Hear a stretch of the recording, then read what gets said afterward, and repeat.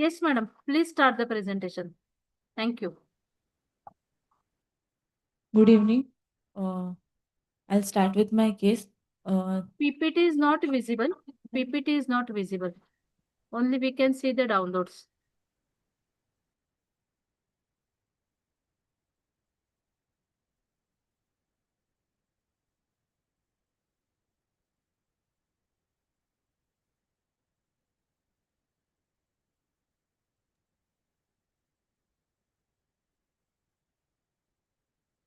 Yes, now it is visible. If possible, kindly make it full screen. Thank you.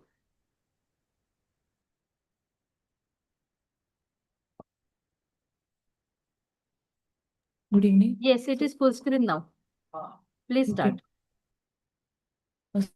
This is Divyansh, 5-year-old, 3-month male child, second by birth order, born out of non-consanguineous marriage, Kanojia by community, Hindu by religion, brought and informed by mother with complaints of fever since 1 day and excessive drooling of saliva from the mouth, along with inability to swallow and speak since yesterday night. The, uh, the child is a known case of some blood-related disorder.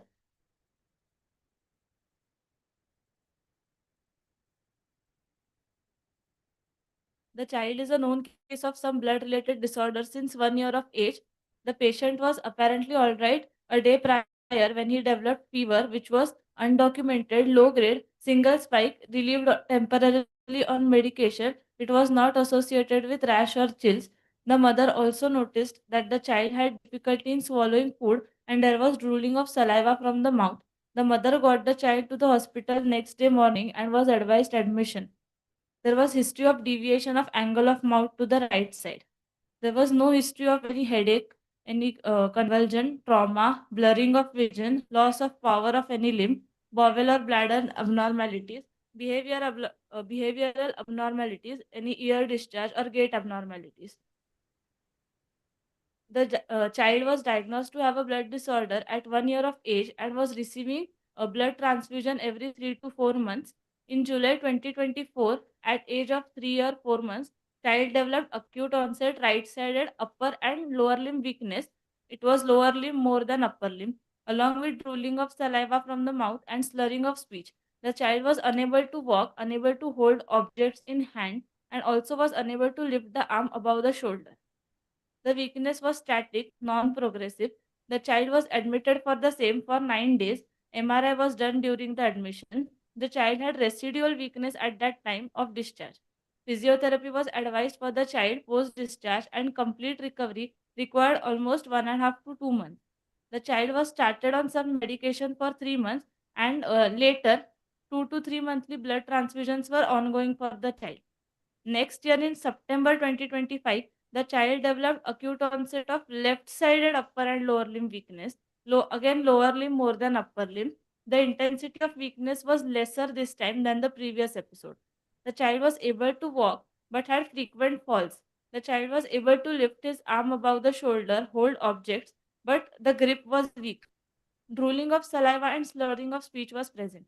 Again, this time also MRI was done for the child. The child was put on monthly blood transfusions. Complete recovery occurred after 1 month when physiotherapy was given this time also. This time the child was started on the medication, and total transfusions till now the child has received is 26. Currently the child is having residual um, at present, the child is having residual left-sided upper motor neuron facial nerve palsy, along with drooling of saliva and slurring of speech, which is more severe than the previous episodes, as per mother. No motor weakness at present. In view of uh, like, the child is unable to swallow, he is on RT feeds, and during this admission, child has received 2 PRC transfusions.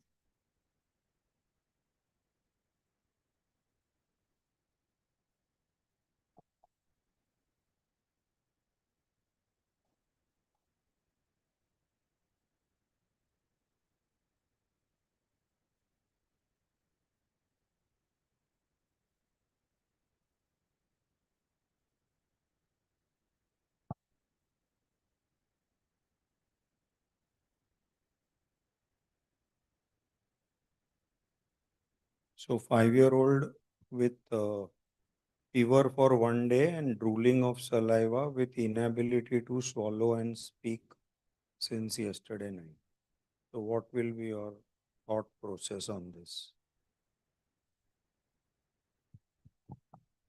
Take a very broad thought process. Don't first directly think of your case and then we come to all possibilities. Some- Hmm. As he is having a drooling of saliva, history of deviation of angle of mouth, so seventh nerve is involved. So uh, He has difficulty in swallowing also. ninth and the gag may also be affected. One sec, you have not yet said that this chief complaints mean there's no deviation of angle of mouth, no? So what could this be? Drooling and inability to swallow. The palatal and pharyngeal muscles are affected. Can it be tonsillitis? Yes, it can be tonsillitis. If it is grade 4 tonsillitis, the tonsils are touching each other, then the child will have difficulty in swallowing and he has fever also. So can it can be a presentation. Will that The child will difficulty, have history of the mechanical obstruction so severe, no, it was not there like one it is day 2 back, to 3 days you require. longer. So mechanical obstruction in the form of Or something here, perhaps no. Neurological likely, yes, because swallowing and Speak. drooling. Drooling. Drooling means what? Swallowing difficulty means what? Because the child is unable to swallow, there is pooling of secretions in the mouth and then they are drooling out. Good. because- So main problem is inability to swallow. So which part? Palate and maybe posterior pharyngeal wall. So which nerve supply? 9, 10. Upper motor, lower motor. No. Lower motor. Yeah. So I just wanted to say that when it is just fever and throat pain with drooling of saliva, you have to think of acute painful conditions in the mouth as well. You don't straight go to neurological, right? So one painful condition is tonsillitis. Remember that however large the tonsils, kissing tonsils, that does not cause obstruction to swallowing. Okay. No pain. Yeah, correct. So inability to swallow, you need to first ask, is it painful or painless? I'm trying to say that. So if it is painful, then you have 2, 3 acute conditions. It could be acute diphtheritic membrane, it could be acute tonsillitis, it could be hand, foot, and mouth with ulcers in the mouth. So, like you rightly said, drooling is because of difficulty in swallowing saliva, which is often due to pain. Now, the moment you have no pain, then you come to neurological conditions. So, that is your one branching point, right? Now, fever was low grade and then difficulty in swallowing food, drooling of saliva, and deviation of angle of mouth. All this happened in over 1 day, right? Could be palatal weakness or the child has difficulty in swallowing. So if hypoglossal nerve is involved, the tongue is also unable to push the food. So that's what. So now we try to, so once we have come to painless and therefore we have come to neurological. Now let's think and see if there are any differences between seventh nerve palsy versus 12th nerve palsy versus 9th, 10th palsy. What do you think would be the differences? Seventh nerve will have, like, there will be deviation of angle of mouth. Then it might have Bell's phenomena. Then No, on history Acha, and with respect to eating.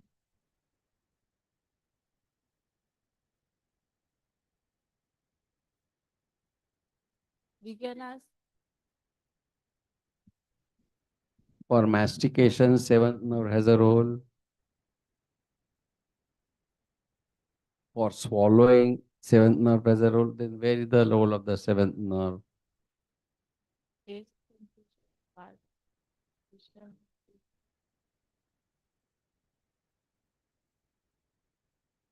Maybe while swallowing, chewing from here, right side, left side, movements of the food may be affected, but swallowing may not be affected.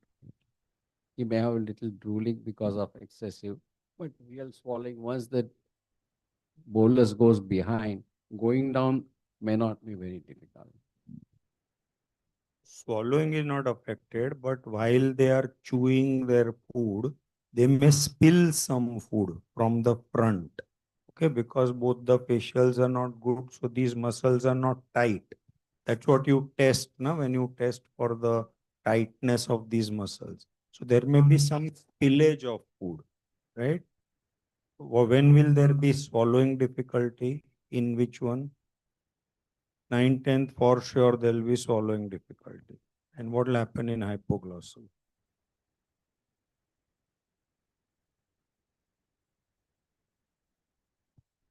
Motor supply, tongue movements will be affected. Speech will be. And chewing and mastication will be an issue, right? But if it is unchewed or less chewed, then they may still swallow that, right? Having said that, will these nerves come in isolation? So do you get a single 12th nerve palsy, or do you get a, so you get 9th, 10th as a combo often, right? Okay. Then, this is, UMN type, element type.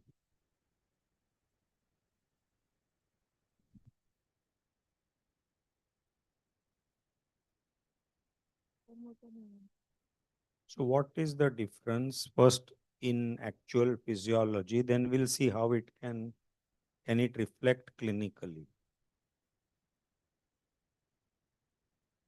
Supranuclear and Correct. So what happens in supranuclear UMN? What is called pseudobulbar palsy? upper motor neuron palsy is pseudobulbar. Correct. So here inside what happens? This is spastic, no? So like Yes. it is in spasm. The palate is in spasm, right? Whereas in a LMN, there is no movement, no peristalsis. Now, both will give rise to inability to swallow. So from history alone, you may not be able to differentiate between the two. On examination, when you touch your spatula, you will be able to make out that in pseudobulbar it goes into spasm, right? There is a lower motor neuron because swallowing is not there at all. It may come. If we are considering upper motor neuron facial, then almost always even a sixth nerve is likely to be involved. Because sixth and seventh are very close, okay, and isolated upper motor neuron facial is unusual. As a part of hemiparesis, yes. So it has to be lower motor neuron, nuclear or infranuclear. But whether this is a part of any hemiparesis that parents have not noticed, that's another issue. So in fact, that is the point that what last sir said. Okay, when you get such a history suggestive of nerves, the immediate next thing is to look for any motor involvement because it's less likely that only this much is involved. And if it is any fever and this, how will you correlate? There was some mild fever the previous day. If it is only nerve involvement, then, or in other words, Suppose there's no motor involvement and only nerve involvement, what will be your thought process?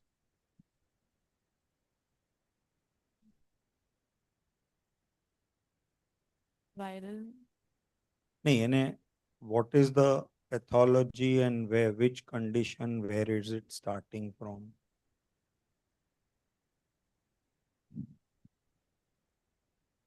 meningitis or encephalitis. So in And, meningitis and encephalitis, will this be the first complaint, that difficulty in swallowing? What will be the chief complaints of meningitis and encephalitis? fever and Pain may have altered sensorium and sicker child.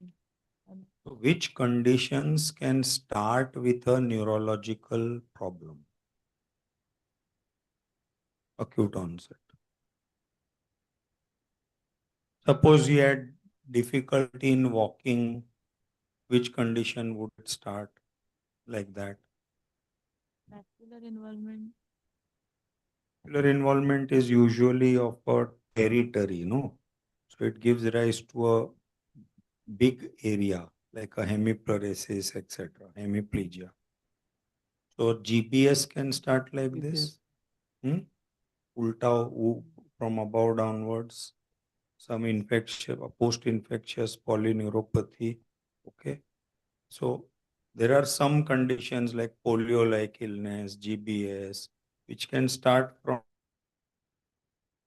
starting with multiple cranial nerves and then progressing down. And as sir said, you look for a hemiparesis or hemiplegia which has not been noticed by the parents so far. Okay. Now you have said no history of headache, convulsion, trauma. So each one, let us understand why we are asking. So what would it mean? No history of headache, convulsions. What are you? Associated and is raised intracranial tension. Very good. So headache is for raised intracranial tension. Convulsion is for?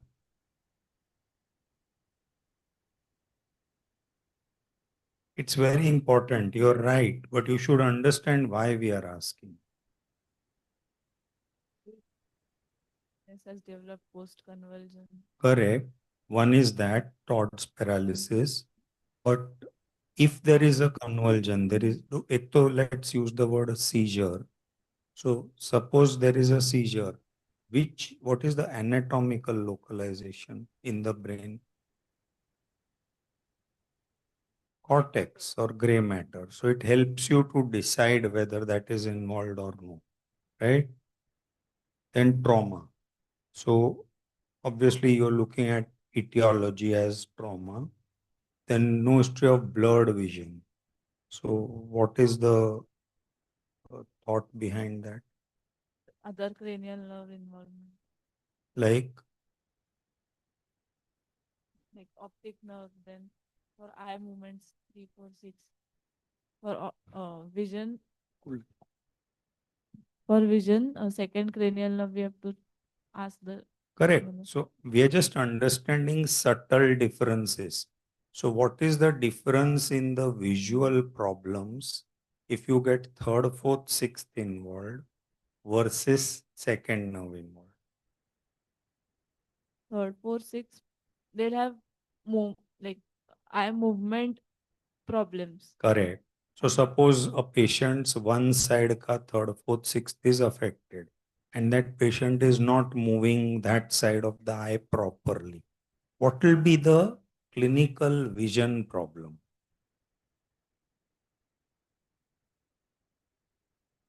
He will have squint. So Yeah, he will have squint. So what will be his vision problem? have diplopia. Excellent.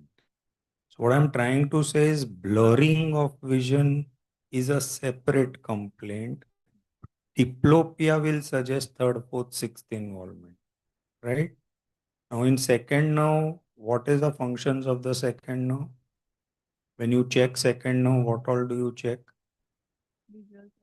Visual acuity, then color vision, and third thing, field of vision.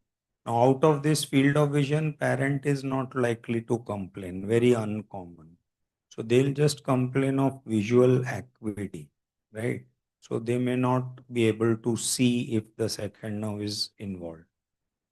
Then loss of power in any limb, bladder, bowel, very good. So now, again, just to stimulate your thinking, you have started with a possible cranial nerve involvement. So how is bladder bowel connected? Bladder bowel is in the spine. मेरे brother का join हुआ है हैदराबाद में Please mute everybody. Thank you.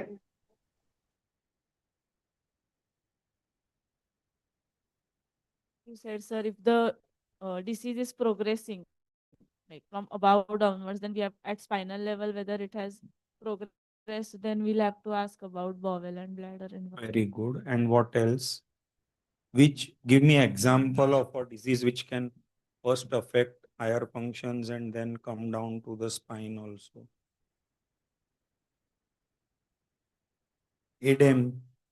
Okay, encephalomyelitis. So upper B and niche B, right? Then behavioral abnormalities, ear discharge, gait abnormalities, right? Okay. Now, what blood disorder do you think this child has? What do you think? Either sickle or thalassemia. So Because- between sickle and thalassemia, which one will you choose? He's Oh. getting repeated transfusions. Thalassemia. Thalassemia. Hmm. So now, does thalassemia get such repeated neurological events? Can get One is sickle and one is thal. Can be there for repeated transfusions. cancer. Pure red cell aplasia, sideroblastic anemia.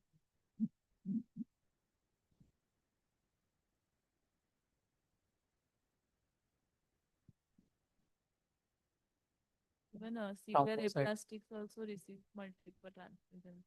But here in history, it is regular transfusions. So more likely it would be sideroblastic or thal or pure red cell aplasia. Thrombocytosis. So one sec. So let's this also further. So is there a difference between the need of regular transfusions of a pure red cell aplasia versus a thalassemia?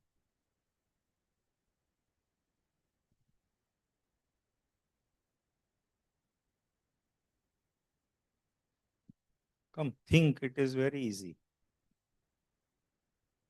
What is the difference between the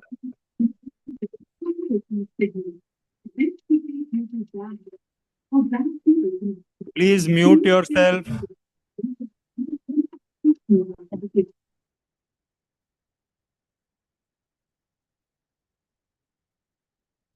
What is the difference in pure red cell aplasia and thalassemia in the disease?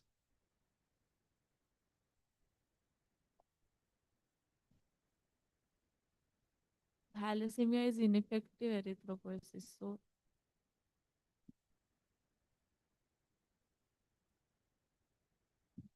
it is a type of hemolytic genesis. I mean, Yeah, it's hemolytic.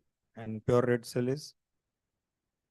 like the red cells are the cell line is affected entire. So forming and then hemolysis is not the question in pure red Which one will last longer?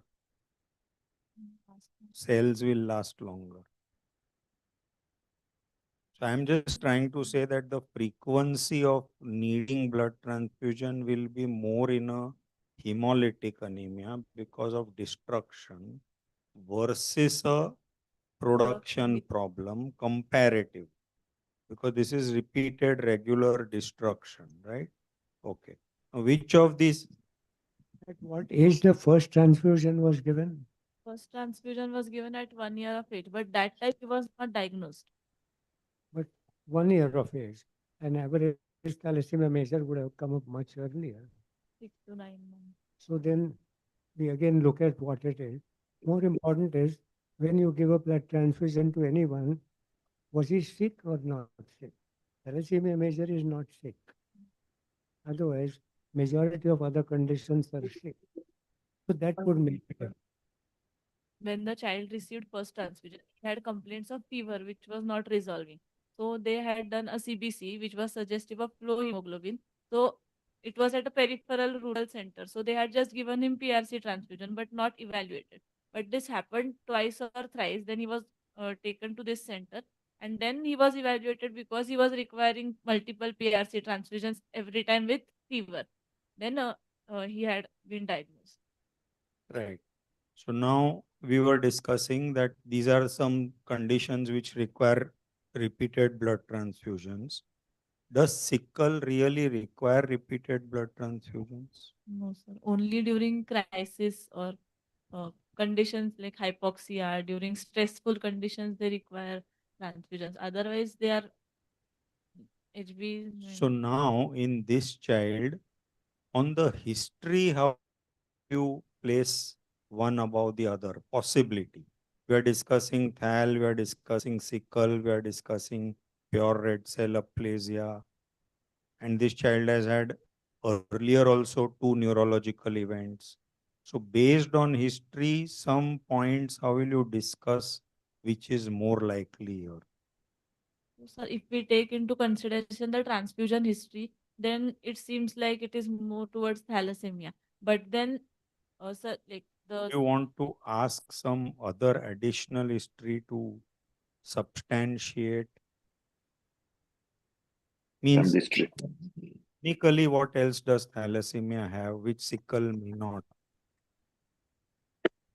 abdominal distension in Very child. good. Abdominal distension, hepatosplenomegaly. So we ask for that history. If it is there right from young age, little bit it goes in favor of thalassemia rather than sickle. Then what else? What are the other manifestations of sickle which you can ask? Does he have any history of pain? That So any sugar pain, painful chest pain? crisis, swelling of the hands and feet. So you ask for those, right? So that favors. Then anything else in the history? What about jaundice? Can jaundice happen in thalassemia? Can it happen in sickle? Routinely, is it present? Thalassemia patients can have mild icterus, but hmm, You said no, they have ineffective erythropoiesis. So actually, routinely they don't have icterus. Okay. Does sickle have icterus regularly? Hmm. So both of them have icterus only in specific situations. Otherwise, they don't have icterus. So you were saying going by number of transfusions, you would call it thal. Then but is there any? Yeah, go on. like the child has neurological symptoms, so it could be towards sickle that the sickle cells are causing some obstruction and vascular obstruction, which is leading to the uh, affection of the cranial nerve. Very good. And once a sickle child has a neurological manifestation, do you change your line of management? We have to give exchange transfusion to No, the no, child. means you have to give them transfusions regularly as against a normal sickle. So a normal sickle, you don't have to transfuse them as often like thal. But once the sickle has a neurological manifestation, you want to keep his hemoglobin higher and things like that. What frequency transfusions are being given? Every month? For this child, initially it was every 2 to 3 monthly. Then after the second episode of weakness, he was put on monthly transfusion. Every Okay. month he is receiving. Could it be, we said hemolytic anemia. Thalassemia looks unlikely because every time there has been fever. And therefore we move. Sickle, yes, sickle doesn't need all that. Could it be autoimmune hemolytic anemia? Could it be drug-induced G6PD? Getting the same drug again and again, He is a and getting male child. hemolysis again and again, and getting transfusion again and again. So is that a possibility? So how would you look at it at repeated autoimmune hemolytic anemia vis-a-vis G6PD drug-induced, again, repeated hemolytic anemia. This G6PD can be a possibility because he is a male child, but What is one important feature of G6PD hemolytic anemia? Important feature. they have sudden drop in HP, like And and hepatosplenomegaly will not be present. where does the hemolysis happen? Means intravascular or in the spleen? It will be intra. G6PD is intra. So Hemoglobin, urea. very good. So they come with clinical manifestations of dark urine or red urine, which if it is extravascular hemolysis in the spleen, like it happens in autoimmune hemolytic anemia, they will not come with red urine, right? Second, will this G6PD happen so many times? Like sir is saying, same drug taken again and again. So they would know, no? So it is not that you would get it so many times, right? What about autoimmune? Can it happen so many times? But then, sir, other autoimmune manifestations, other organ involvement should be present for autoimmune Which disease. may or may not be there, but again, the frequency is too high to get so many episodes. Could it be the blood transfusion given first time has been incompatible, and therefore the antibodies continue? It must be some minor incompatibility. ABO is not done. So what about that? Each transfusion puts up to another transfusion. Is that a possibility? So we just look at multiple ways. This is funny that you have a repeated transfusions. Will proved otherwise it is thalassemia major, but many things do not fit in. And whatever the need for repeated blood transfusion, then we need to kind of correlate it with neurological things. So the only other condition that I know is a bone marrow problem, like say myelofibrosis. Okay, who keep on getting repeated episodes, osteopetrosis. Okay, because there is no production. So these are some of the rarer ones. But this one is your fever every time. So most of those conditions, but myelofibrosis would have fever as well. So the question is, none of them fit in the neurological issue. Okay, that's a bit worrying. Just another thought that uh, would B12 deficiency cause neurological problem? Yes. Would B12 deficiency be easily missed and they give iron and then finally they give a transfusion? Do you think that's possible? That B12 deficiency is not controlled, not cured at all, not addressed at all, and every time it keeps on coming. What's your take on that? Then I can put up neurology with that. B12 deficiency should have, like, if it has been for so many years now, 3-4 years, then other features of pancytopenia also should be present. Repeated infections, then bleeding manifestation, because B12 can cause pancytopenia also. So, but that pancytopenia is not clinically symptomatic. It is on investigation, right? Even bleeding manifestations will be mostly on investigations. But the most important thing is they will not need so many transfusions. That 26 transfusions is out of question. So 26 transfusions is only, first possibility is hemolysis only. And second is like zero production also, it is too much. 26 is too much, right? So it is hemolysis only. Come, take it further. Now we want to explain, come to the neurological problem.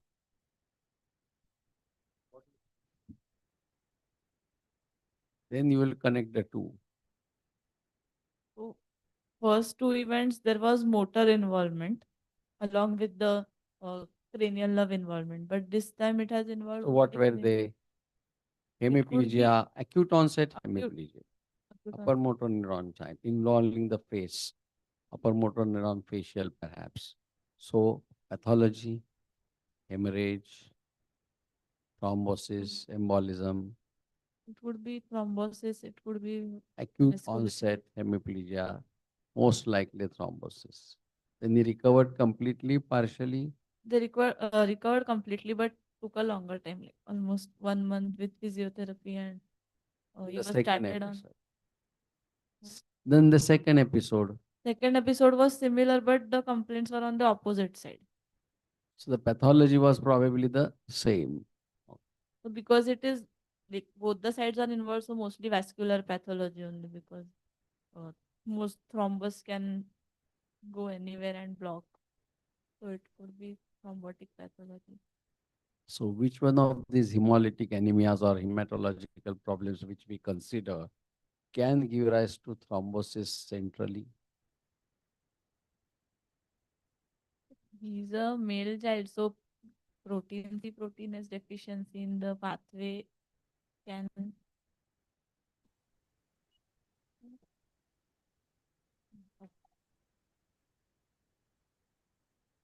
if there are sickle cells, it can lead to inflammation, vasculitis, which can lead to uh, such a manifestation of We had put sickle lower down. But then fusion history suggests like more Oh. likely towards thalassemia. So many transfusions.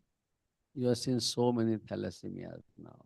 How many of them had a neurological problem in the form of thrombosis? This is the like in Thal Center I had worked. So this is the only child who have seen who has got a stroke that tooth thrice. So So I it was is, you find it difficult to connect it. Not even once, second time, third time. So would you like to rethink the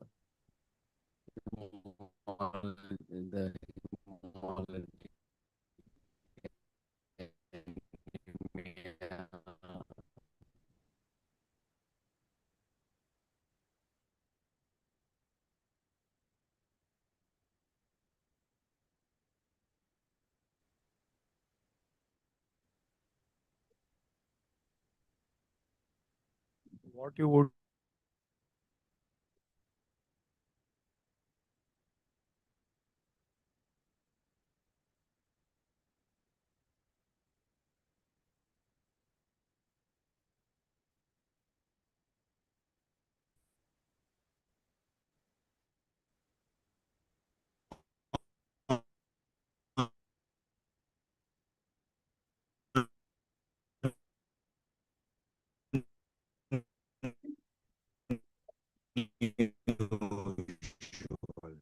the only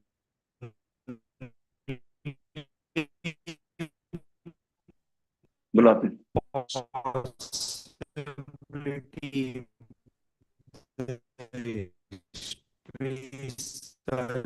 is that initially we were not giving too many transfusions, and it is only after the neurological event that they have been advised monthly transfusion. Then maybe sickle is possible because that is a medical advice given to, right? And beyond these two, I can think of usually with sickle, other thrombotic a triangle.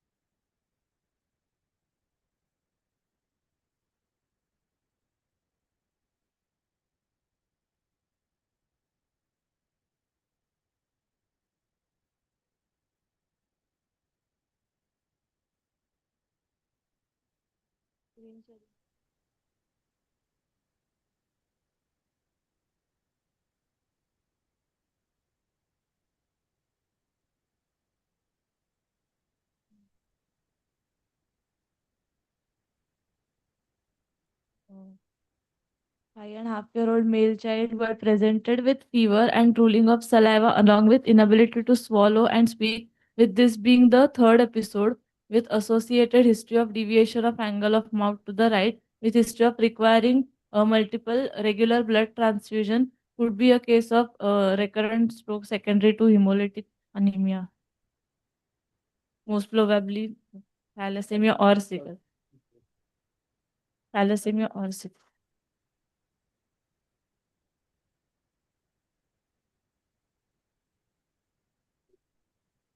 Child is not here. On examination, child was afebrile with heart rate of 104 per minute, respiratory rate of 24 per minute, peripheral pulses were well felt, extremities were warm, saturation was 98% on room air, BP was at 50th centile. Anthropometrically, the child was thin. Head to toe examination, child had pallor with left-sided upper motor neuron palsy, hemolytic facies present. In CNS examination, higher motor functions were normal, gait of the child was normal, cranial nerves, left-sided upper motor neuron facial palsy with deviation of uvula to the left, shrugging of shoulder was affected, rest of the cranial nerves was normal, motor system, tone was normal in all four limbs, power was more than 3/5 in all four limbs across all the joints, reflexes bilateral, knee, ankle, bicep, triceps and supinator were 3+, brisk reflexes, and bilateral plantar was flexor. No sensory involvement, no cerebellar or meningeal signs. Per abdomen, the child had a spleen of 4 centimeter with Hackett's grade 2, liver of 4 centimeter below right subcostal margin, and span was 10 centimeter. S1, S2 was present and no murmur. RS wise, air entry was bilaterally equal, chest was clear. Uh, child was of the darker complexion, but then the mother father were also like that. You can give us the performance. The weight of the child is 15 kg, which is at -3 standard deviation. Height is 106 centimeter, which falls between -2 to -1 standard deviation. BMI is 13 kg per meter square, which is at -2 standard deviations. Good evening. Before she starts crying, मेरे दो questions हैं. सबसे पहला formula में कब तक मतलब how many months read out कर सकते हैं?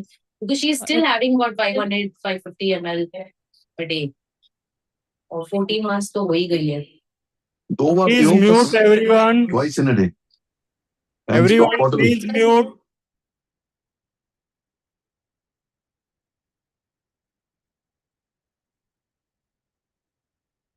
Impression, the child is thin. What is your comment on that? At 5 years, sorry. So, yeah. All right. 15 kg for 5 year, little low, maybe thin. Wouldn't call it significantly malnourished. Okay. Growth is not much affected. I don't know what is the height of parents. You must have seen them. Tall, not so tall. Short. So maybe a genetic. So long-standing problem giving rise to growth failure is not there. Some degree of nutrition may be there, or maybe is thin built. But I had a doubt. If we consider that he is a case of if we consider that he is having thalassemia, so for thalassemia to affect growth, will it affect so early, like at 5 years of age, will it affect the growth of the child? Like significantly, will it affect? In thalassemia, the weight will not be affected. The height can be affecting at 5 years of age because of recurrent transfusion. So here the weight is low, but the height is reasonably fine, which means that either it could be the constitution itself, it's not a malnutrition, or of course there could be some illness which has put down the weight to a lower side.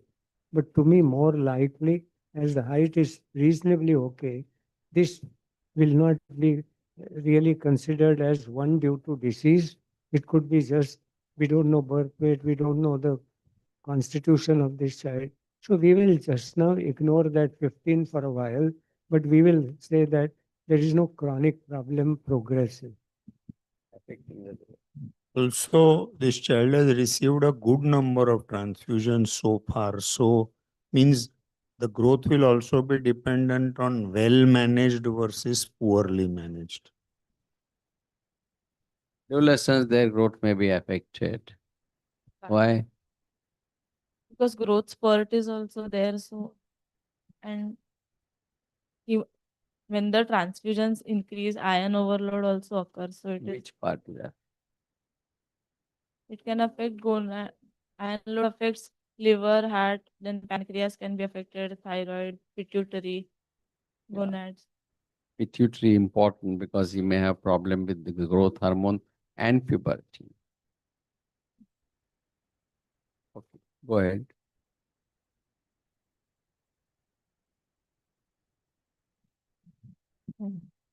5-year, 3-month-old male child presenting with complaints of fever and drooling of saliva, along with inability to swallow and speak. With this being the third episode in a developmentally normal, partially immunized child with history of 26 blood transfusions till now, with left-sided UMN palsy of the seventh nerve with hepatosplenomegaly, is most likely a case of recurrent stroke secondary to hemolytic anemia, most probably thalassemia, and it would be, I had thought it would be Moya Moya, and I don't know whether it should be mentioned here. Yeah, so see, Moya Moya per se, as we know, is one is primary, which is genetic, and one is secondary to other diseases, right? So Moya Moya is actually different vascular obstructions in different areas. So it's a kind of a clinical phenomenon, right? So here you already have an underlying disease, some hemolytic anemia or something, and you have recurrent strokes in different areas. So you may not use the word Moya Moya here. You must say recurrent strokes affecting different areas in a child with underlying hemolytic disease. So the question is, are we looking at two different issues in this child? Because it's difficult to connect both together. Normally, we don't like to do that, but here we may be forced to consider that neurological events are of a different etiology than your thalassemia major. In which case, then we start looking at what could be the recurrent vascular episodes, maybe. And then I was wondering whether it could be even a mitochondrial disorder, again presenting with recurrent strokes. But that would be meaning that we consider both diseases one after another and not related to each other, which is not a good idea to go by, but we cannot connect the two so easily. Uh, would a treatment of thalassemia major cause any complaint? So we need to look at that. But it's unlikely that a transfusion induced will not do that. Would any drugs given iron chelators cause them? Probably not. We don't know such a toxicity. So we say that it's unlikely two are correlated, and we look at the investigations for the same. Anything which contributes by way of thrombocytosis? Any of this disease can give rise to 8 lakhs, 9 lakh platelets, thal major.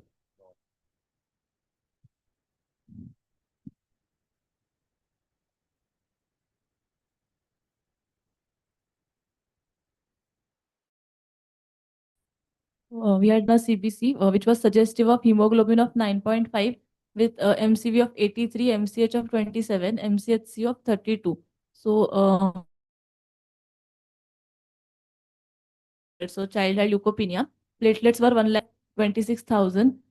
In the leukopenia, the granulocyte, the child had febrile neutropenia. Basically, the granulocytes were 880.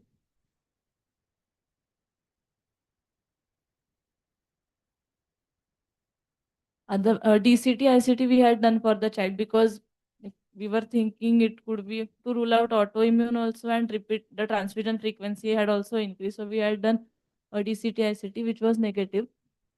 So whenever you give this CBC, it should be how many days after transfusion? This is pre-transfusion, sir. Like when the child had come to us, we had presented, and so this was the HB. And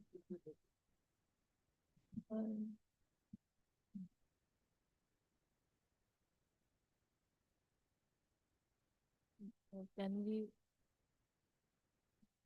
1 minute.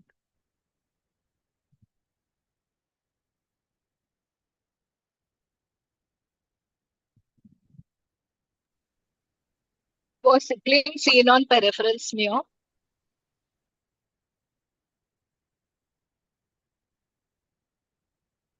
1 minute, madam.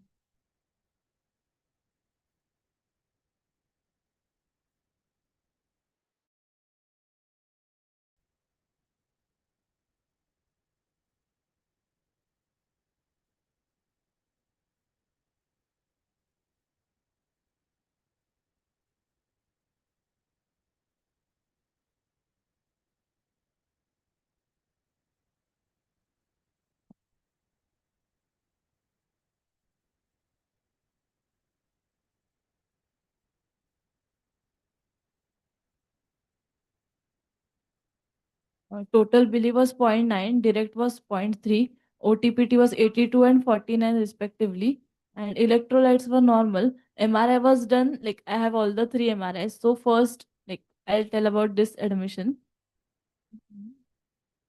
In this admission, the MRI reporting like narrowing of visualized distal cervical internal artery, which is more likely suggestive of distal cervical ICA and petrous segments of bilateral ICA with diffuse intimomedial thickening. These features are likely suggestive of secondary moyamoya disease. So this was the MRI which was done this time. In the the first admission, the child had actually acute non-hemorrhagic infarcts in deep white matter of left frontal and parietal areas, and chronic lacular infarcts in deep white matter of left parietal and left posterior temporal region, suggestive of vasculitic cerebral infarcts. So, in second episode also MRI was done, which was suggestive of the same. The report was exactly the same, but on the opposite side. The areas involved were the same. And so in this time's MRI, they have labeled it as secondary moyamoya disease because they had taken the history and child was like on HPLC, the child had proven thalassemia. So during the admission, I did not mention in the initial slides because Yeah, so your present CBCs are suggestive of nothing. They don't tell us thalassemia or sickle present. So Anjali was asking, is the smear showing any, what is the peripheral smear showing? smear was micro. Okay. RDW? 15.4%. So it's not really like thalassemia. In thalassemia, it should be very high RDW, thal major. So then if he is on regular transfusion, Correct. then it So could be. it will not be. Yeah, agreed.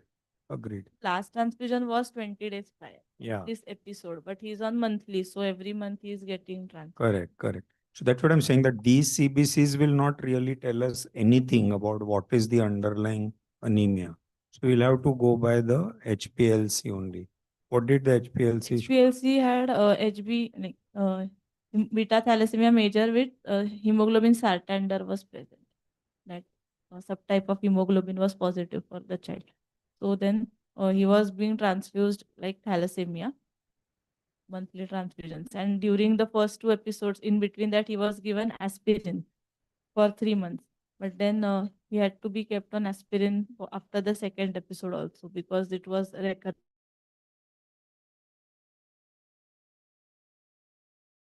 So that means both the things are unrelated. The recurrent strokes and the thalassemia are unrelated. Well, to separate them. No, means have you read up, or is there any way thalassemia can explain the recurrent strokes? Means you all have discussed with seniors or you've read up or anything? Hold We- close, yeah. Had discussed it, and we had discussed it with neuro radio also, in the neuro radio meet also. What is it exactly? Why is he having recurrent events in spite of being thalassemia? But then they have told because the child had history of fever for 1 day, then you can do a CSF for the child because they want to rule out any meningitis component. And second thing, they were saying that we should plan a follow-up MRI after 2 weeks, whether like to see if with any progression or changes, because the child has lost his gag reflex and still it is not recovered. Still is on RT feeds only. So, and selective muscle so there is one syndrome called opercular syndrome, which is involving only the voluntary muscles of the neck. So could it be that? So, No, all that is fine. Are all these neurological problems known to occur or have been reported in thalassemia? No, no. So then they are unrelated. No, that's what. Both of them are unrelated. We will probably consider them two unrelated. Okay, unless we find some literature speaking about any such combination. But if we have not found anything, we haven't heard anything earlier also. So we might consider both to be very different. Okay.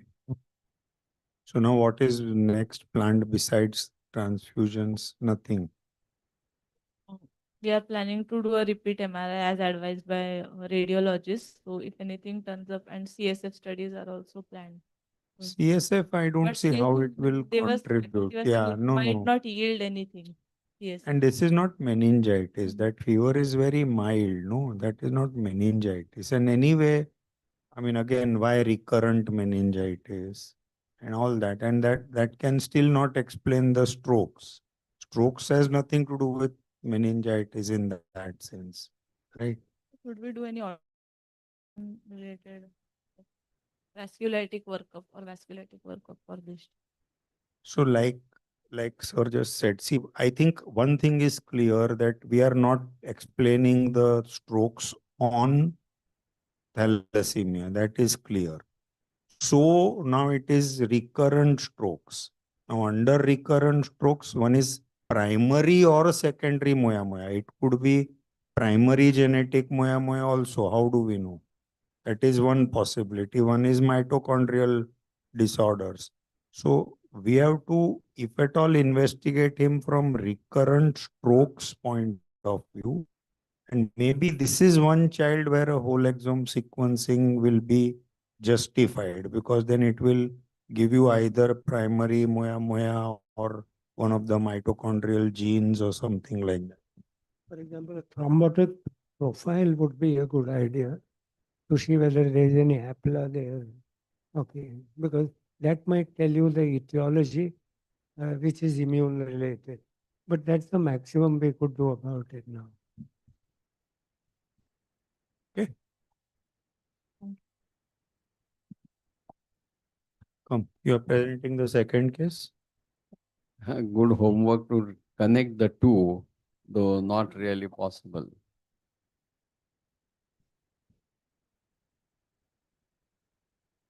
तो stop share कर पहले फिर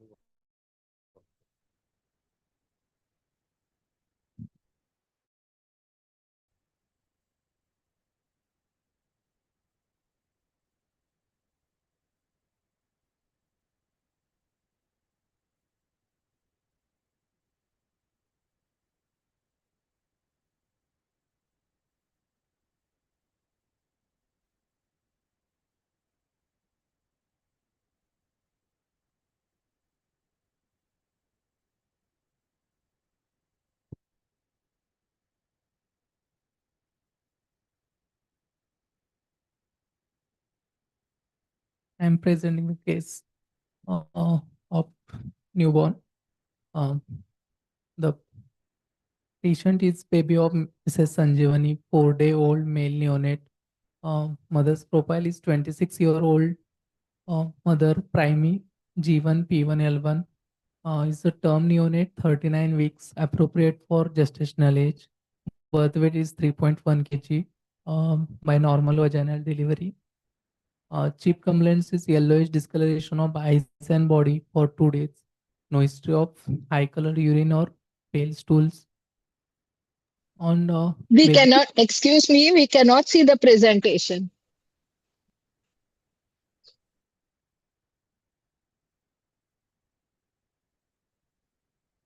again.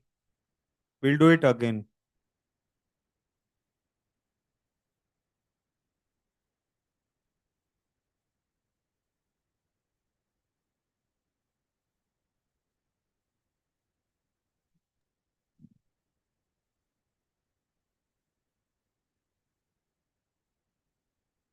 No, not seen yet.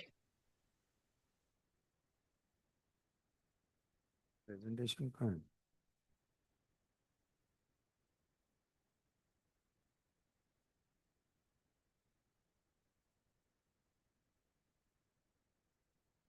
कौन सा है? मेरे को पहले बोल।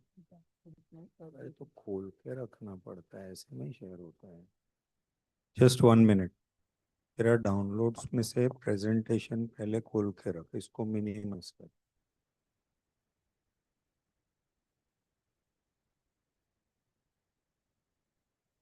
ये है।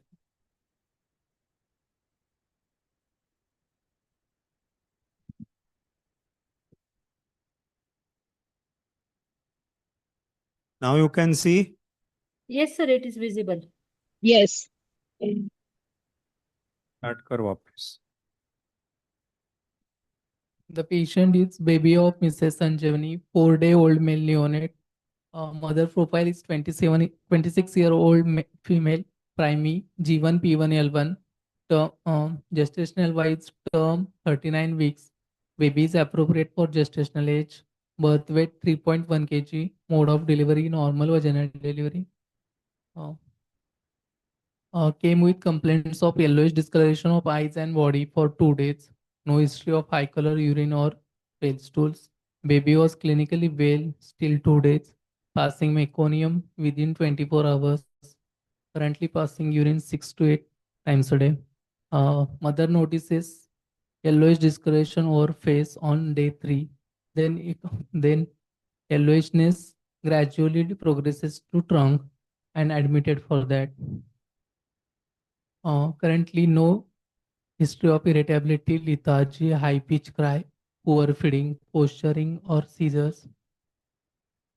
Trimester wise, first trimester, there is a mild hypermesis, no fever with rash, no drug exposure or irradiation.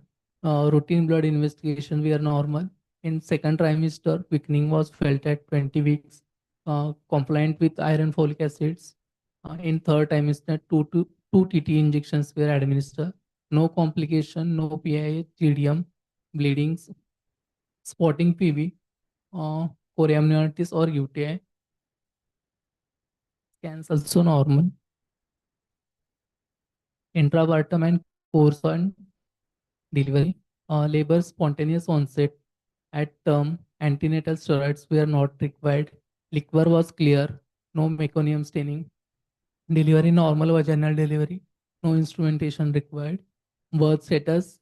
Cried immediately after birth. Apgar was 8 at the 1 minute and 9 after 5 minutes. Birth weight 3.2 kg. No resuscitation required. Initiation. Breastfeeding successfully initiated within 30 minutes of birth.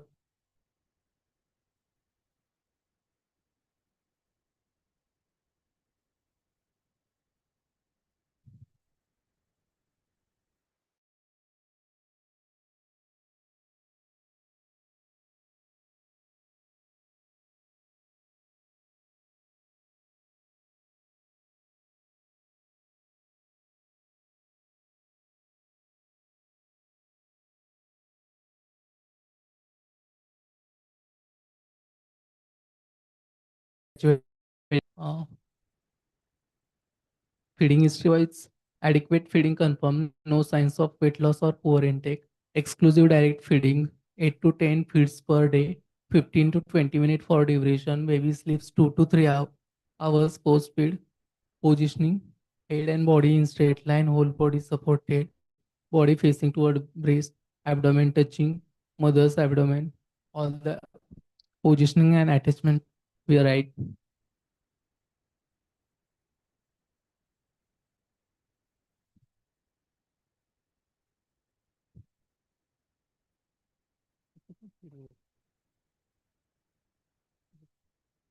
So what is your provisional diagnosis after history?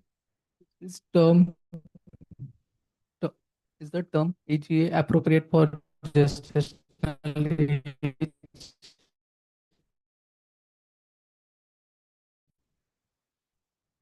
Uh, non neonate Yeah, but with what? With term Term. AGA with what? The second, it is not involving palms and soles. Uh, then, So 1 minute. 4 hours is one point. Hmm. But I'm saying that you said no, not involving palms and soles. If it involves palms and soles, is that a criteria for it to be pathological? No. Or can physiological also be little more severe and involve palms and soles? can physiological. Barobar. Then Then it's um,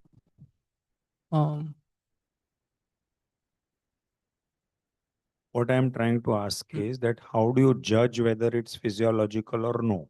So one is you said on day one or no, first 24 hours. Second, is there any history which will help you to decide that this is physiological or pathological? cry tone, maybe it's crying normal. There is normal cry, feeding is normal. Tone is normal also. There is no hypertonia. What about the history of blood groups? Blood group, yeah. ABO, mother's blood group is O positive and baby's blood group is O positive. There is no ABO and RH included is negative and DCT was also negative. Right. So now this jaundice, which is kind of little like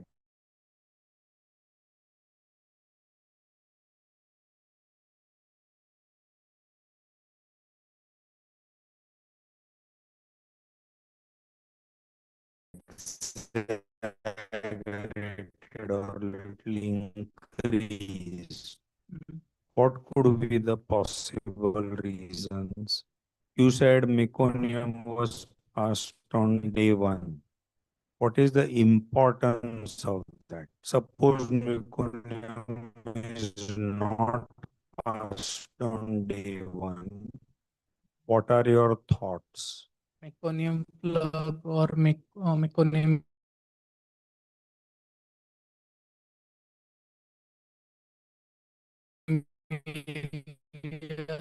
or Hirschsprung. So does it lead to circulation in this newborn jaundice? For increase enterohepatic circulation It or increase immature gut jaundice. is increasing. Correct. So if the baby passes frequent stools, then there is less recycling and therefore jaundice is less. But if the baby doesn't pass frequent stools or passes late stools, then there is more recycling and the jaundice is more. Correct. So that is one reason. What else could be reasons for this jaundice to have increased? Which all you have to check and tick in your mind. First is ABORH. That we Please. discussed. Hemolysis part. Then there is G6PD. This is male child. So So what will cause G6PD? There has to be a trigger, no? What can Incorrect. trigger at this age? Will we get G6PD related hemolysis? Drug which is like to cause G6PD deficiency and mother has breastfed the child, treated jaundice and And vitamin K can do anything? Okay, then there is the breastfed and breast milk. Breastfed jaundice and breast milk due to inadequate what is the breastfeed. difference between the two? Breastfeeding is due to inadequate breastfeeding, and breast milk jaundice is due to the substance in the breast milk, beta glucuronidase. So now, will both of them come at this age? He's 4 days old. So will inadequate breast milk contribute to jaundice on day 4 And will breast milk jaundice cause it on day 4? Good. So breast milk jaundice is a diagnosis which you do little later, not on day 4. Inadequate feeding can contribute. So means suppose this baby was to get 10 milligram jaundice, and if this baby is inadequately fed, that 10 can become 15, right? So at day 4. Then anything else? What kind of delivery was it? Normal. Normal. Normal vaginal- delivery. So in normal vaginal delivery, is there anything which can contribute? Or cephalometoma, then after 1 or 2 days the RBC start to lyse, so it can cause icterus. Very good. So not caput. Cephalometoma can add to the jaundice. Okay. How will you clinically differentiate cephalometoma from caput? Clinically in the baby. Caput will be diffuse, cephalometoma will be not crossing the suture lines. Then cephalometoma, caput would be present like immediately after delivery because it is due to the prolonged labor it occurs, and cephalometoma it will take few hours to appear because then trauma, then RBCs have to accumulate, so it will take a time to recover. Icterus will be associated with cephalometoma. Then caput will resolve quicker than cephalometoma. Good. Okay. Is there anything else? Wanted a comment that don't express the age of the baby at this age in days. I want it in hours. So what is the age for day 4? Means what? 96 hours plus or 72 to 96 hours. Appearance of jaundice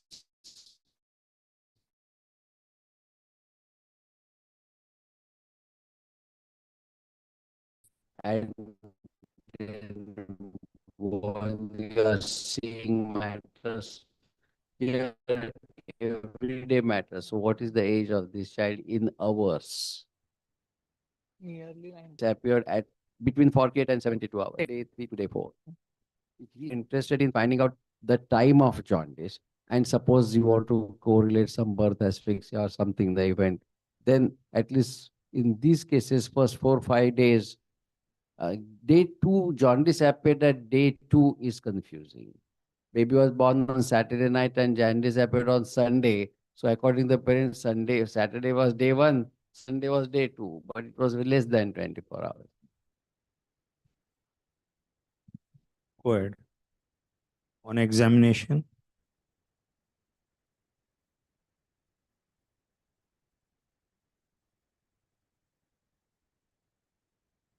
On examination, icterus is present on face and progressing towards the trunk.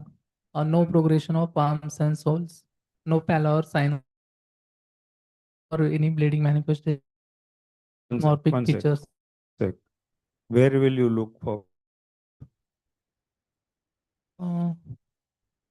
For this baby, whole body or The whole body palms, so is yellow. No? palms. Yeah, but whole body is yellow. For How this will baby, you? palms. So you should look Hmm. for the mucous membranes also. Hmm. Okay. What is the importance of pallor in this baby? Related to hemolysis. Very good. So it will be there if there is hemolysis. Then The vitals wise heart rate was 138 per minute, RR was 42 per minute, saturation 99% on room air, temperature normal 36.5, weight 3 kg, expected physiological weight loss from 3.2 kg from birth weight, CNS wise alert, normal neonatal reflexes, good tone, respiratory wise bilateral air entry equal, no distress, CVS wise, CS1 is to present, no murmur, abdominal wise, soft liver palpable 1 centimeter below costal margin, physiologically no splenomegaly. So in general examination, another 1 or 2 findings we want. In general examination, did you talk of anterior fontanelle? Uh, Anterior posterior fontanelle were open and no bulging fontanelle. No bulging is important. Okay. Hmm. And what else? Hmm. Just now she talked so much about cephalematoma and all that. No? So you have to say on the skull whether there is a caput or cephal or neither. That is important. No? Posterior fontanelle, Yes, sir. you said anterior and posterior fontanelle both Hmm. were open. So Hmm. how much was posterior fontanelle? I have taken with 4-5 centimeters. So I'm asking you because you are talking of jaundice. And important of more than 1 centimeter will suggest or what? Posterior fontanelle. Hmm.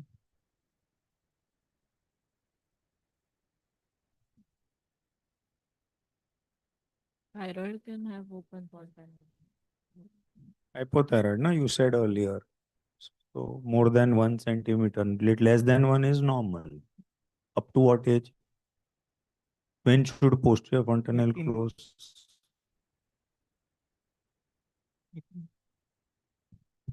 2 to 3 months are anterior by 18 months. Up to 3 months max it should close.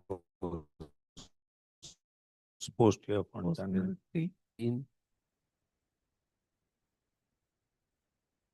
when you see the newborn, your hand should just slide like that everywhere, whether there's anything there, some dermoid, this, that, and automatically your posterior fontanelle is filled. Once you get that habit, then it's ठीक है. So what's your final diagnosis? Term baby 39 weeks gestation appropriate for gestational age. Birth weight 3 kg by normal vaginal delivery. Pass urine and stool within 24 hours on exclusive breastfeeding. Immunization done with BCG, OPV and HPV. Jaundice noted from day 2. Probable etiology of being physiological jaundice. What investigations will you do? Then, no, started with hematology flannel, direct home test were negative, hemoglobin 17, reticulocyte count 2, which was normal, peripheral smear normal, G6PD was normal, mother and baby's blood group were O positive. Total bilirubin, direct bilirubin, total bilirubin was 12.8, indirect bilirubin was 12.4, and direct is 0.4. So what management? It is physiological jaundice. So we will monitor and continue breastfeed. Um, TCB, transcutaneous bilirubin. We will check TCB and TSB, serum bilirubin, and if required, phototherapy. If it is range in phototherapy, or maybe if gets severe, then it may not be get severe, but if gets severe, then plan for exchange. It's rarely Why you should talk of exchange? Your diagnosis is physiological. severe. Should not talk of exchange at all, right? So just now, just continue breastfeeding, monitor as you said, and SOS phototherapy. Phototherapy. That's all. Okay. Very unusual to start physiological jaundice like this, increasing, even the soles are yellow. Look certainly not yellow. Okay. But even then, physiological should have started about day 2, day 3, slowly going up. This child seems to have started within 24 hours, you said. So possibly you need to get back to say that this was born here only. Okay, so observed here. So then we will have to believe that it was within the first 24 hours. Not day 3. Day 3. Day 3. Oh, then there is no problem at all. So day 3 and slowly increasing.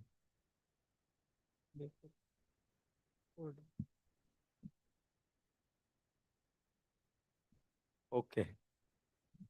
Anything else you want to say? Persist with jaundice on day 8. More or less 12, 13, 14. 12, 13, 14. 1 point, okay, 2 kilos baby. It's preterm, so preterm Term needs baby. Keeps on crying all the time. Mother keeps on feeding all the time. then check for neurological.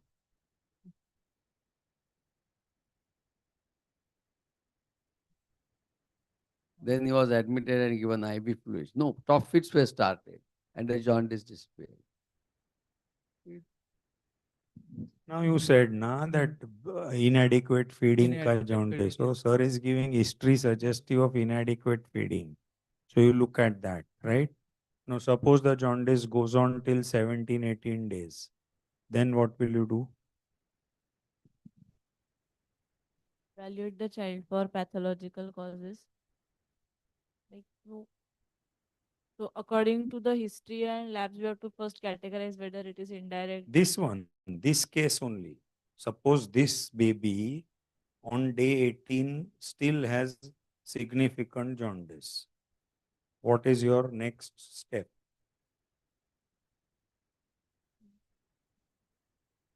Breastfed day 18, still significant jaundice, still indirect only, which you have already checked now. This baby. we can repeat the PS. Here, look for any hemolysis ongoing or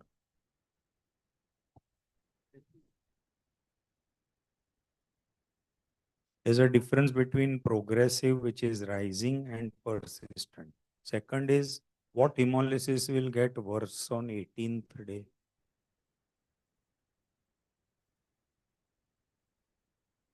So what is the difference between RH hemolysis and ABO hemolysis? Suppose there's ABO incompatibility. How will it clinically manifest?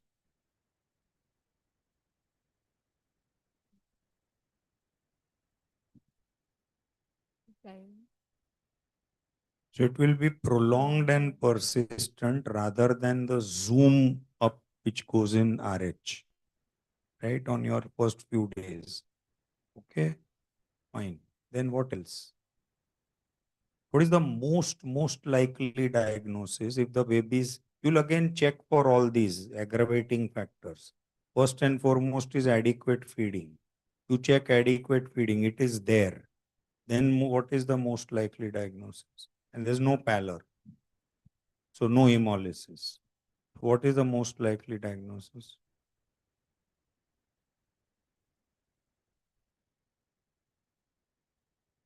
Breast milk jaundice. So now what is your next step? Breast, breast milk jaundice. Yeah, in this baby, I am saying 18 days, persistent jaundice. We discussed just now, you said diagnosis is breast milk jaundice, clinical diagnosis. Now what will you do next? So ते झालं discussion. Well fed baby. We have to give, we have to give some formula milk.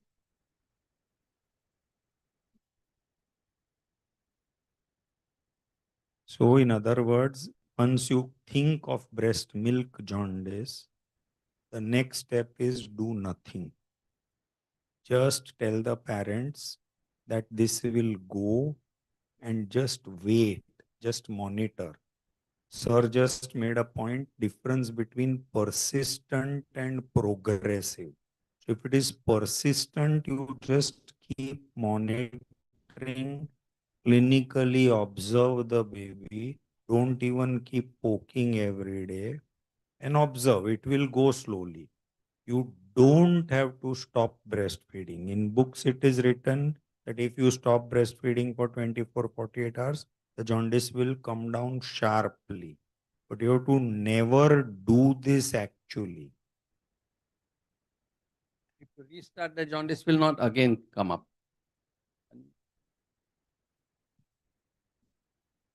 So somebody, he went to Dr. Rajesh, he told to stop breastfeeding. He came to me, I said, why did you stop? They were not ready to restart breastfeeding. माँ का दूध जमता नहीं है ये बच्चे, हम feed नहीं करेंगे. Breast milk is caused by the drug in the milk. Okay. Now, anything that drug causes, first thing is stop the drug and don't start it again unless you give a trial to start it again.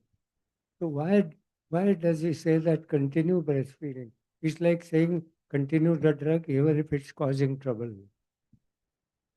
If we stop breastfeeding, like, breastfeeding triggers more breast milk production in the mother. So if we break the cycle, then it will be difficult to restart once if the jaundice is resolved and mother wants to feed again, then to establish the cycle again, it would be difficult. So that is one reason.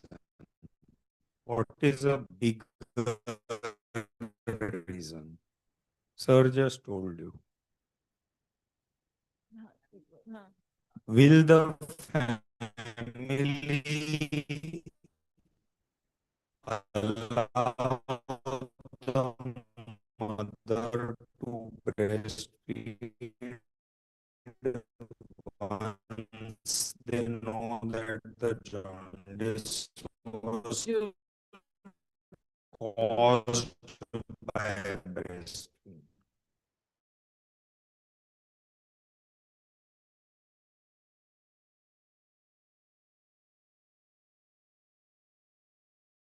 Right? So that's the biggest reason. Then second, as you said, why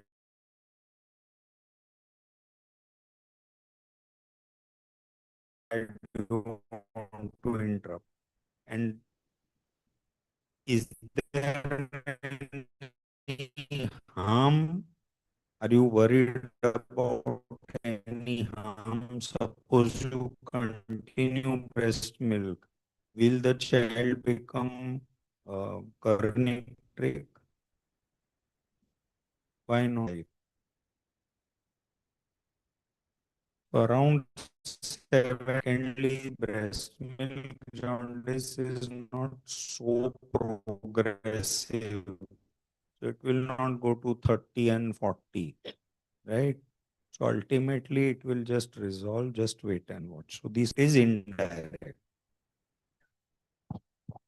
In an examination, a normal newborn is difficult to pass exam because you will find some reason to call it abnormal.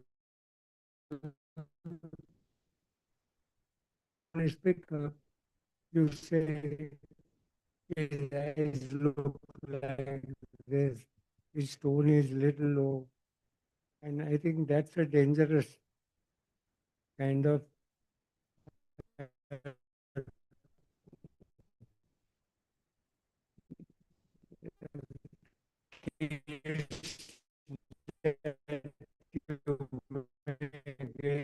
in an exam.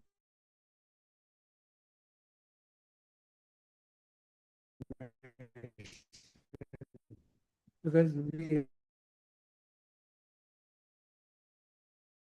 are tuned to find some abnormality.